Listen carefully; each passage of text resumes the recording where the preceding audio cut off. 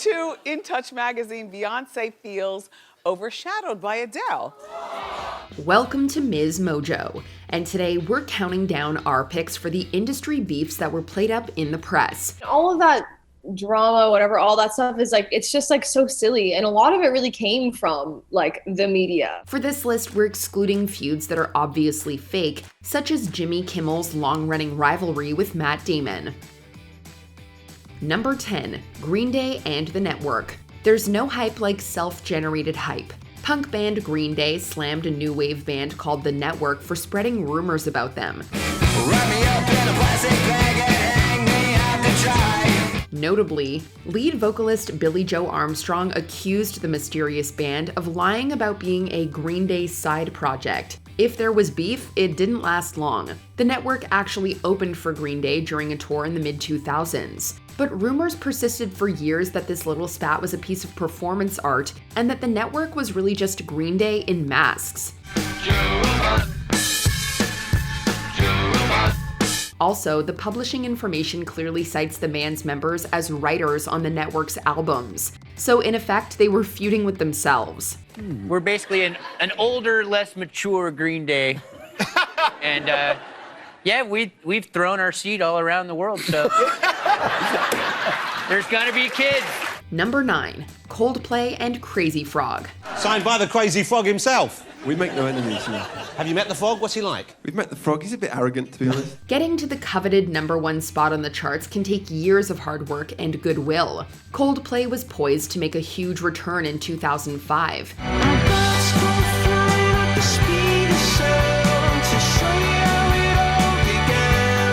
Their new single, Speed of Sound, was sure to hit the top of the UK charts. And then the unthinkable happened. A ringtone reworked from the Beverly Hills Cop theme robbed them of their expected number 1 spot. The artist, cited only as Crazy Frog, was a novelty act that launched a sound that became an early internet meme. Reports covered the indignity of being beaten by a ringtone, but Coldplay frontman Chris Martin had fun responding to the so-called chart battle. He did a lot of promo. He played every pond in Northern Australia, and he didn't get anywhere. And so we used to see him struggling And he's away. naked in his clip as well. He doesn't just write naked. He plays naked. He does his videos naked. So you want to really be talking to him. Number 8, Eminem and Triumph the Insult Comic Dog.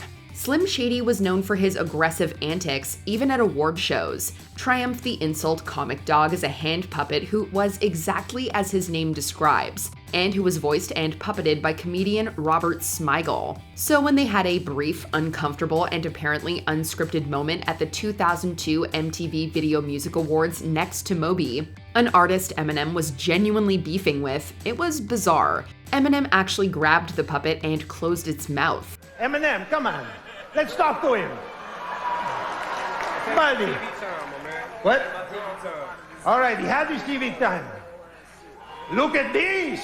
Smigel later said that it wasn't a real fight, and more like something out of a professional wrestling show. So Proof knocks my papers over, but he had a smile on his face. He knew he was in the middle of basically a wrestling sketch.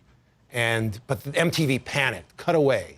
Eminem would later include Triumph in a 2005 music video. Number 7, Andy Kaufman and Jerry Lawler. The eccentric star of the classic sitcom Taxi was revered and reviled for his deep commitment to performance art. By design, we weren't supposed to know the real Andy Kaufman. Some of his most famous moments involved wrestler Jerry Lawler. This is something that I was doing, and it was no reason as to a hurt joke, me. right? It's not a joke as to a me. joke, yeah.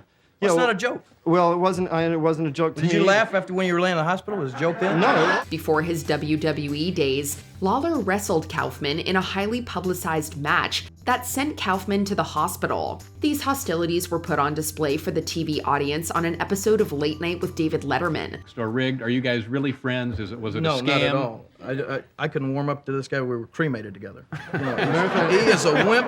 That's exactly what he thought. That's what he thought about wrestling. He thinks it's all a big joke, a big fix or whatever. During their joint appearance, Lawler slaps Kaufman, who responds by throwing coffee on the wrestler. But years after Kaufman's death, Lawler confessed that their long-standing feud was just a gag between the two. They were actually friends the whole time. So we went on and on and on for months, about 6 months.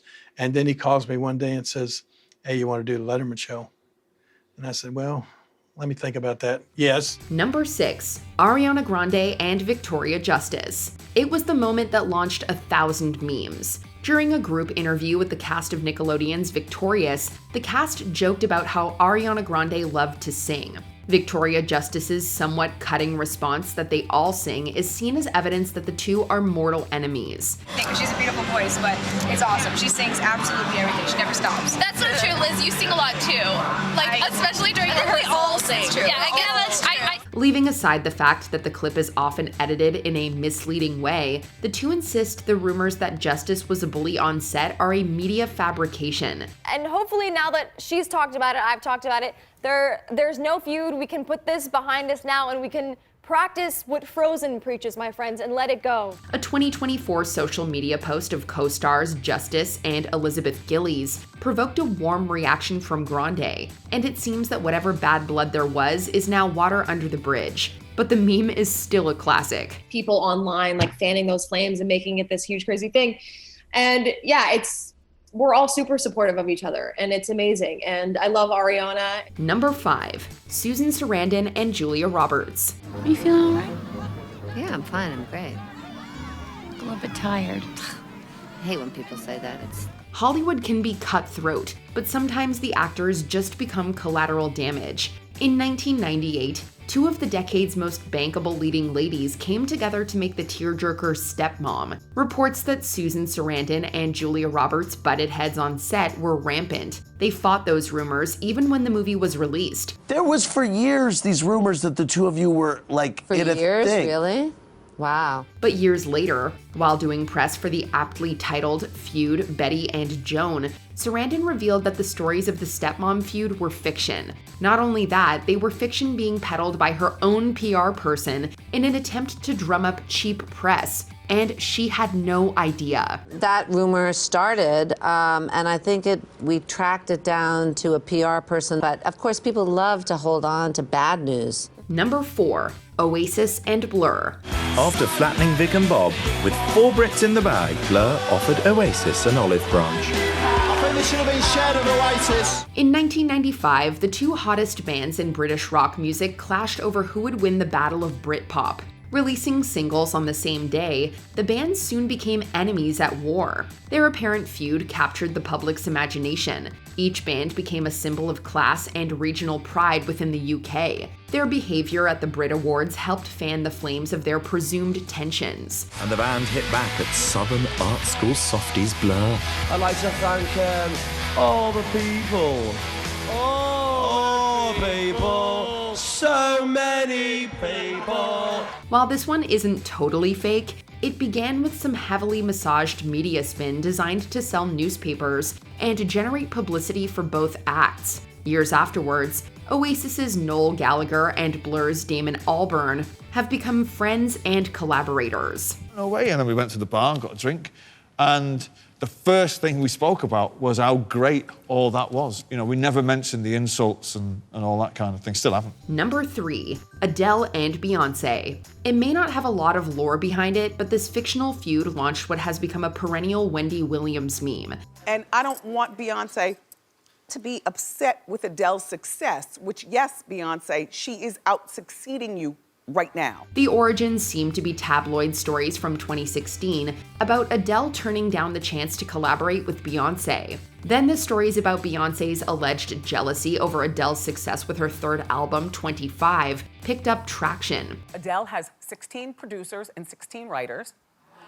Beyonce has almost 100 producers and writers. I know, it makes you say, well, what do you do? Even if we didn't have proof of the pair's long-standing public adoration of one another, neither rumor sounds particularly believable. Unfortunately, now we can't stop dreaming about what an Adele-Beyonce collaboration would even sound like. My artist of my life is Beyonce, and this album for me, the Lemonade album, was just So monumental, Beyonce. It was so monumental. Number 2, Britney Spears and Christina Aguilera. They both starred on the Mickey Mouse Club, kissed Madonna, and had a hand in some of the most beloved pop songs of the 2000s. By nature of the industry, it was almost inevitable that Britney Spears and Christina Aguilera would be constantly compared. When I was coming up, it was very obvious, you know, me and Britney were definitely... Right. They're the Britney, Christina, like, you know, considered rivalry thing. And the media started the fire, but stray and mostly inane comments about each other over the years have fanned the flames. Aguilera's most damning comment came in 2004 when she compared Spears to trailer trash. Probably not too late. You guys should do a song together. Is that something that you would... Do you ever talk to Britney Spears? You know, hey, I'm down. As recently as 2021, Spears landed in hot water over what were considered body-shaming comments about her former co-star. Still, the two seem less like bitter enemies and more like estranged co-workers. I wonder whether she had anything to do with that decision. Oh, you think she was the one behind the idea? Who knows? No. Do you get along with her? Yeah, oh yeah, she's a good friend. Okay. Before we continue, be sure to subscribe to our channel and ring the bell to get notified about our latest videos. You have the option to be notified for occasional videos or all of them. If you're on your phone, make sure you go into your settings and switch on notifications.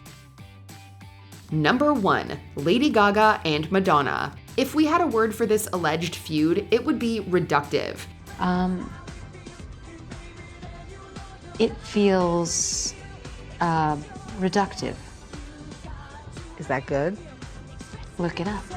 The Express Yourself singer made a casual yet shady comment about the similarities between her song and Lady Gaga's Born This Way. To believe the press, it's been a full-out war between the two ever since. It's not the first time either pop diva has been rumored to be in a feud. No matter how much respect I have for her as a performer, I could never wrap my head around the fact that she wouldn't look me in the eye and tell me that I was reductive or whatever. Gaga and Katy Perry were allegedly feuding over releasing singles on the same day, while Madonna has spoken about the one-sided beef Elton John had with her for many years. What would your advice be to Madonna this year?